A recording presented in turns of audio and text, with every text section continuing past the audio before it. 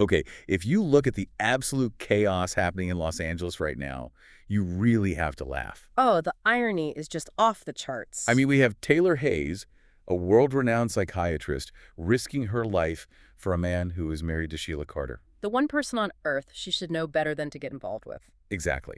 So for this deep dive, we're looking at the week of February 12th, 2026. We've got episode recaps and some really telling interviews with Rebecca Bodig, who plays Taylor. And our mission really is to unpack why. Why is a psychiatrist ignoring all her training? And is Budig's claim that Deacon is somehow a safer bet than Ridge? Does that actually hold up? That feels like a massive rationalization. I mean, Deacon is married to an actual psychopath. Ridge is, well, Ridge. Right. But at least Ridge doesn't come with a side of potential homicide. How can Deacon possibly be the safe option here? Well, it's all about the type of damage she's willing to risk. Yeah. Budig makes this point that Taylor's entire history with Ridge is just defined by that back and forth. Oh, for decades. Toggling between her and Brooke. Exactly. It completely destroyed her self-esteem. She was always the option, never the choice. The consolation prize syndrome. Precisely. In contrast, Deacon is giving her emotional certainty. He hasn't strung her along. He's, validated her So she's trading the guarantee of emotional pain with Ridge. for just the possibility of extreme physical danger with Deacon.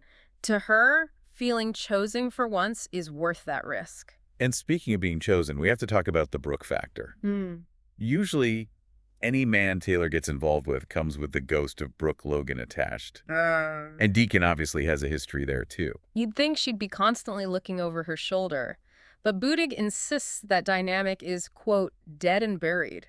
Really, she's not worried about Brooke this time. Apparently not, and that's a huge shift for Taylor's character. She feels like she is the priority, which is a feeling she honestly hasn't had in a very, very long time. That's great for her ego, I guess, but it puts her in a really morally gray area. Taylor is now stealing a husband. It's a bit rich, isn't it? Considering how much she despised Brooke for doing that exact thing. It's a massive hypocrisy, and Budig admits Taylor feels a certain amount of guilt about Sheila. As she should.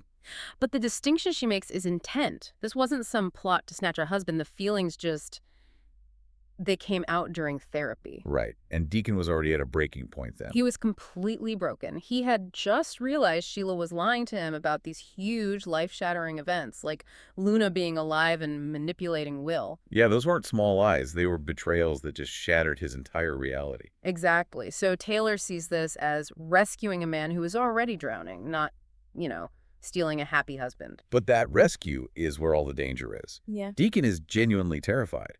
He wants to end things with Sheila, but he's struggling to find a moment where telling her won't result in immediate violence. There probably is no safe moment for that conversation. And that specific fear is what brought Ridge storming in, demanding Taylor end it for her own safety. And on the surface, she did.